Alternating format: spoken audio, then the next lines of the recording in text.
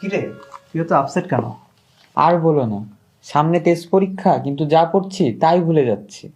শুধু পড়লেই হবে, চর্চা করতে হবে তো। কিভাবে চর্চা করব? এই যে চর্চা অ্যাপ।